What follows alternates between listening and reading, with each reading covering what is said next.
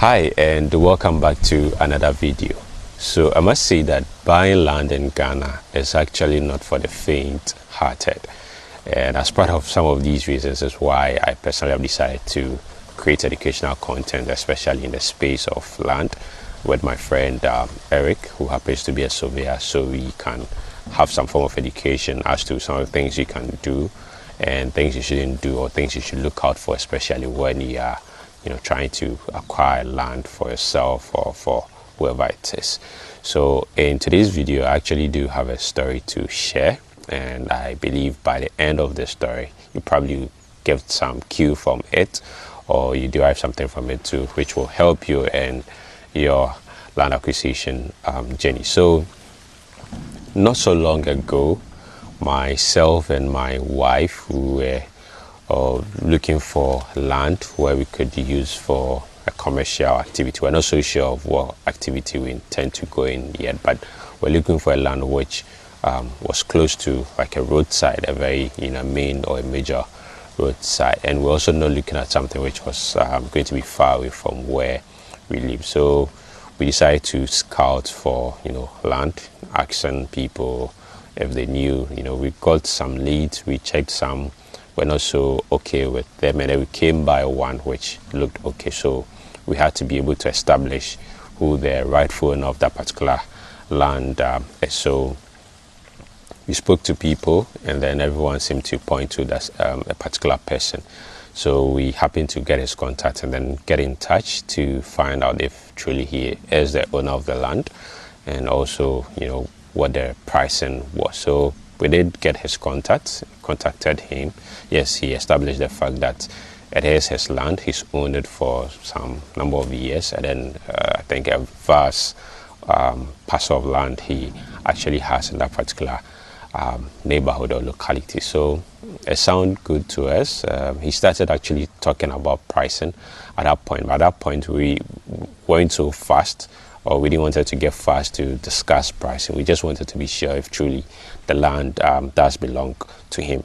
And since I have come to realize some challenges people have had, especially with acquiring land and the rest, I wouldn't want to go into any land deal without my friend Eric, the surveyor. So I spoke to him about this parcel of land. I actually had him come by to come check it, to also give us remarks or feedback on it, whether it's a good land. And so he actually came by, he did that, and that was good. So we went ahead to discuss further with the owner, and as part of the things I brought to his attention was that before we would go into discuss the pricing and the rest and even make any payment, the first thing I would want us to do is to conduct a search on the land. Initially he didn't understand what it was, so I actually had to take time to explain a few things to him, and then he got it.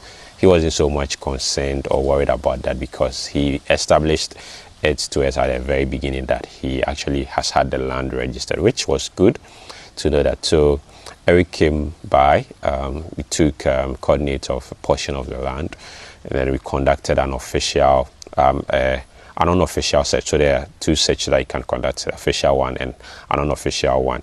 Somebody may ask, what is a search, a land search at all? So basically, or in simple terms, a land search is something, or let's say document or information about a parcel of land. So it gives a history about the land, whether it's a state-owned land, whether it's a family land, whether it's a stool land, whether it's been registered, whether it's title land, and all that. It gives those information about the land, whether it's had any litigations on it and the rest. So you get to those information when you conduct a search with a lands commission. And how that is done is basically you have a surveyor come over to the particular place, pick coordinates of the land, prepare a site plan or plan, or lay up, I think a site plan, and then takes it to the lands commission. You pay a certain fee, and then it takes about some few weeks. You get a result that gives you all this information. So I told him we were going to do that. He said, fine, that's okay. So Eric did come by.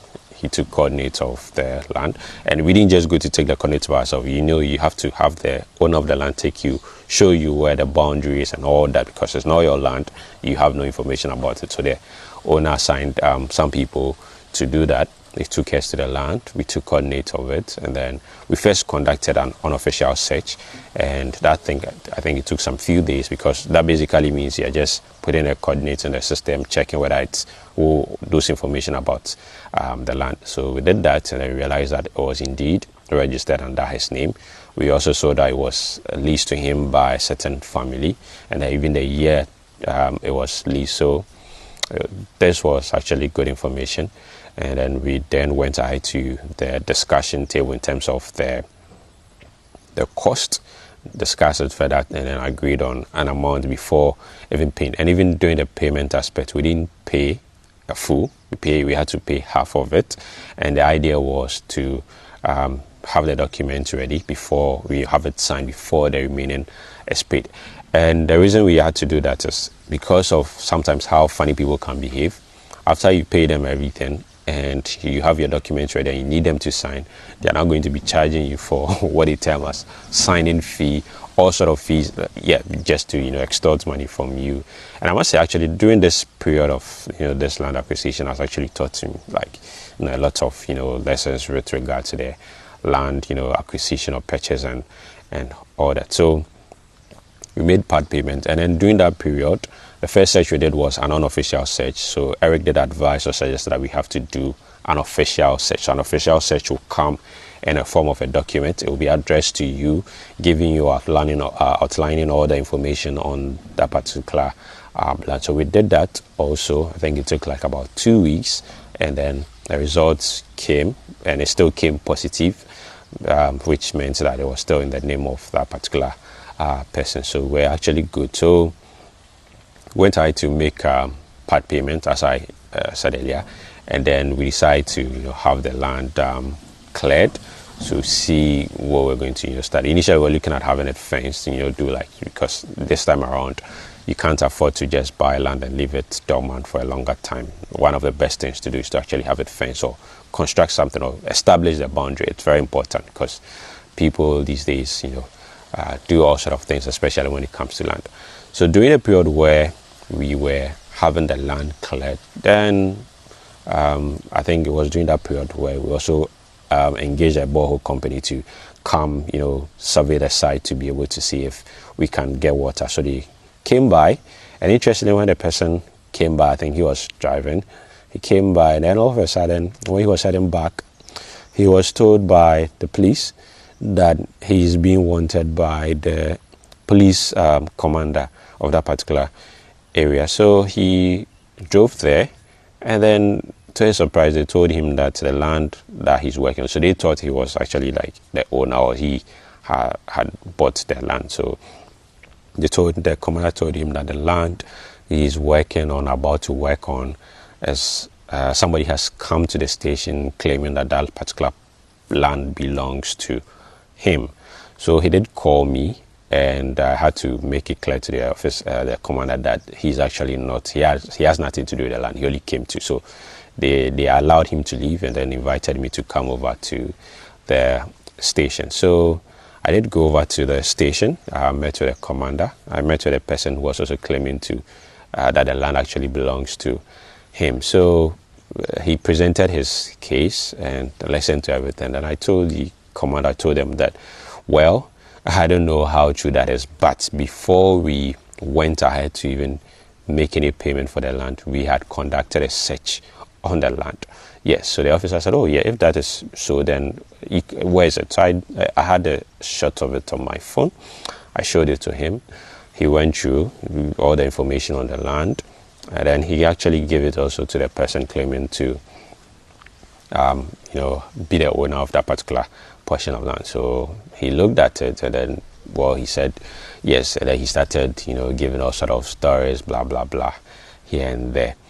Now that particular search we conducted, if not that we did the search to have this information, what that would have caused was that we're first supposed to pause or halt whatever we're doing on the land in terms of the clearing and even trying to do a fence until it is established that that particular parcel of land doesn't belong to whoever was trying to claim ownership of it.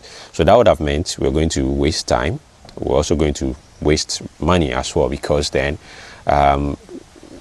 you have to be able to tell that this particular parcel of land belongs to whoever you bought from, and what the information or what do you have to show for it. The owner of the land actually doesn't live close by. He lives a bit far away. So that means that he might have to come.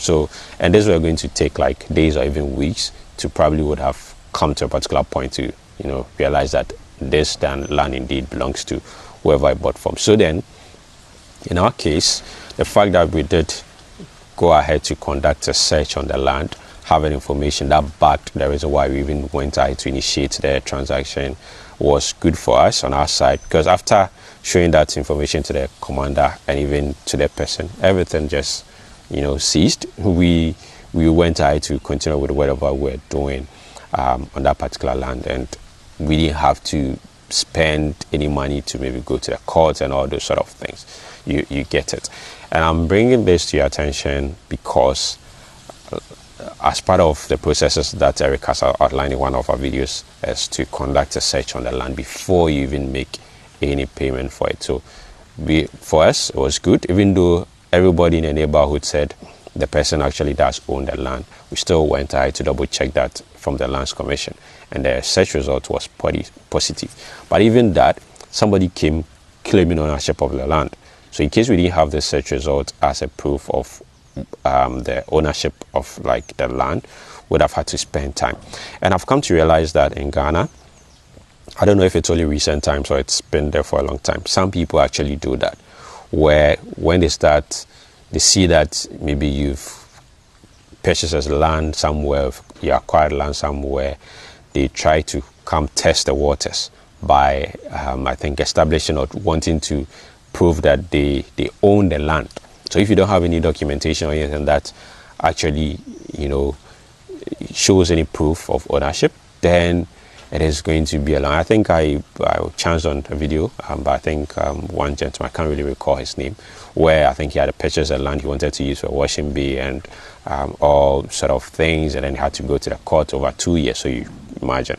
So in our case, we just had to just show the search, and then we're good to go. So that did pass, and also the document was being, I think it took like about 3 months to have the document, that is the indenture, done, and then the cadastral plan. So after the search, now paying part payment for the land, and even doing the payment of the land as part of the advice that Eric did share in the video with her some time back, wasn't to pay in cash. So I actually requested for the account details of the owner, and then went to the bank to deposit the transfer, or did a transfer from my bank to his bank account. So we have like a receipt or a record that shows that indeed a certain payment of a certain amount has been made to him, and the reference to it was for land acquisition. So there's no way he can come later on to reject that, no money, all sort of things. So that was what we also did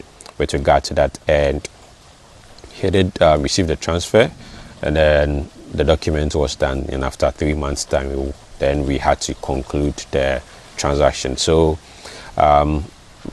we have to, when the indenture is done, the indenture has to be a mutual agreement between the buyer and the seller. So his side will have to go through, my side also have to go through, and then agree on everything. And even before then, I think at some point he was requesting for the remaining payment. He was also saying that, well, once we've started doing something on the land, it means that we actually have no worry, so we can go. And I said, no, well, I would love to, but I want us to settle everything in the best possible way, which favors both of us. It doesn't have to be one-sided. This was an elderly person, but anytime he calls, I try to explain things to him. Sometimes he gets it.